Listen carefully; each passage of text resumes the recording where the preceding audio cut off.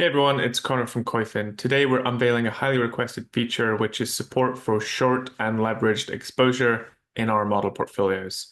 Today, I will run through a few examples to give you the lay of the land and walk through how long, short, and/or leveraged models will be reflected throughout Koyfin. Starting with the creation process, I'm going to jump right in and go to model portfolios on the left-hand side. Short and leveraged exposure is now supported both through manual creation from scratch as well as from the CSV option. To show you the input validation, I'm going to get started from scratch. So first things first, I've given this portfolio a name, and now I'm going to walk through adding a few different positions. So here are my positions. You'll now notice that on the individual position level, as well as the model portfolio level, there's no longer the restriction of a position or model having to sum up to 100% long exposure. If you only add longs, so for example, let's just say I add 50% to Burberry Group and I try and create the portfolio from that, we're going to assume that you want a long only portfolio. So at this point, we will give you the option to allocate the rest to cash. If, however, there is existence of shorts or leverage in the portfolio, we won't run this validation process and we will allow you to proceed. I've populated some long positions. You can see I'm 100% long, but let's say I want to go 25% short bonds. Now I can enter a negative value in here and you'll see that we're showing you 100% long, 25% short. The portfolio will start in 2020, and depending on your preferences, you can set up custom rebalance periods, which we'll do in just a second, or you can set up the automatic rebalancing periods. Something to note here that is if you are using shorts and leverage, based on the period that you're selecting, so if it's monthly, weekly, annual, etc., the model will rebalance into your target allocations once every period. And if you select none, then the leverage or short positions are subject to change as they are with regular long positions over the period as well. For now, I'm just going to press daily and we'll go ahead and run this portfolio. So I'll walk through a few examples of how the aesthetic of the model will change. Under the hood, all of your leverage and short positions will be factored into performance and risk analytics. There won't be a big visual difference there, but it'll be represented in the data. So right off the bat, we can see here, one big thing you'll notice is that when you have any shorts or leverage in your portfolio, that it's not very conducive to displaying in pie charts, so we will default to showing everything as a bar chart.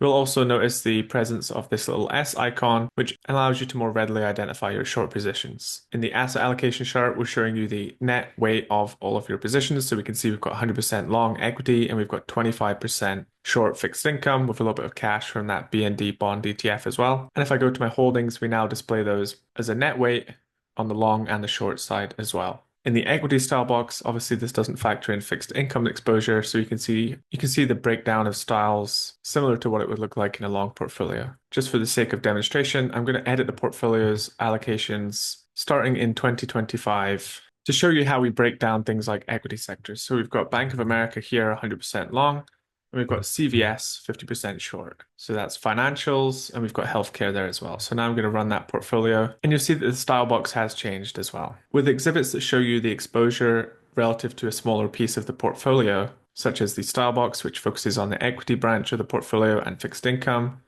Other examples also include the equity sectors, exhibits, and things like country, fixed income exposures, etc. These exhibits are going to show you the net weight relative to the gross exposure of the portfolio. So with these two positions, Bank of America and CVS, our gross exposure is going to be 150%. Now 100% long financials relative to our gross exposure, that's going to be 66.7%. And healthcare, 50% short relative to our gross exposure, that's going to be negative 33%. All of this is broken down in the help article that's in this little tooltip here in all of the exposure exhibits as well. If you access that link, you'll be able to scroll down and read documentation on how we display shorts and leverage in model portfolios. Now coming back to the exposure exhibits, if we go to an exhibit like country, for example, you see that we have three different subsections. We break this down by equity.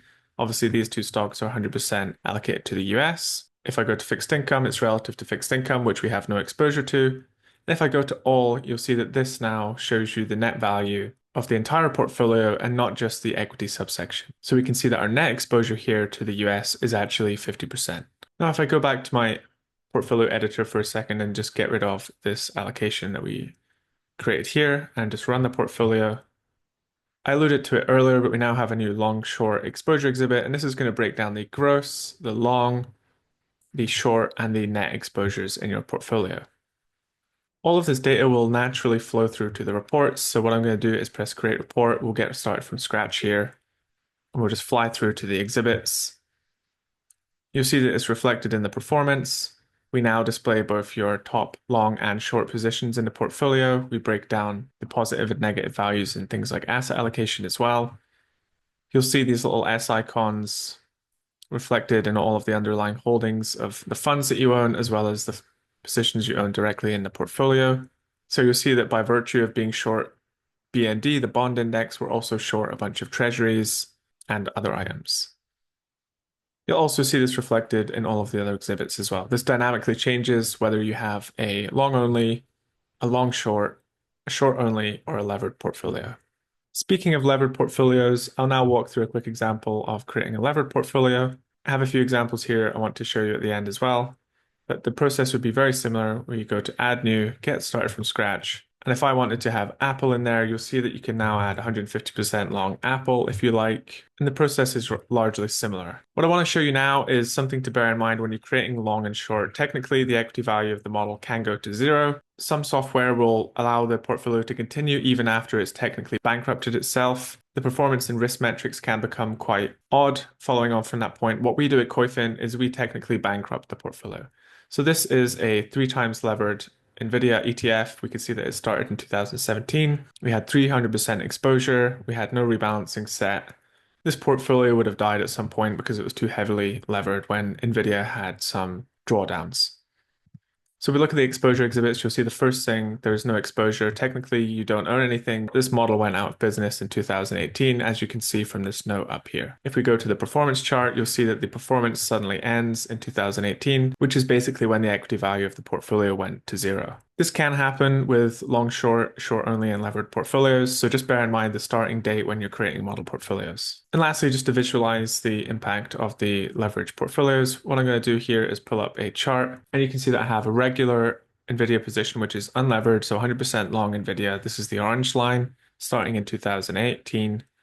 This purple line here is if we had NVIDIA at 2 times leverage over the same period. And this yellow line here, which ends abruptly just before 2019, is the outcome of being 3x levered NVIDIA. The portfolio bankrupts around this time and will have no performance thereon.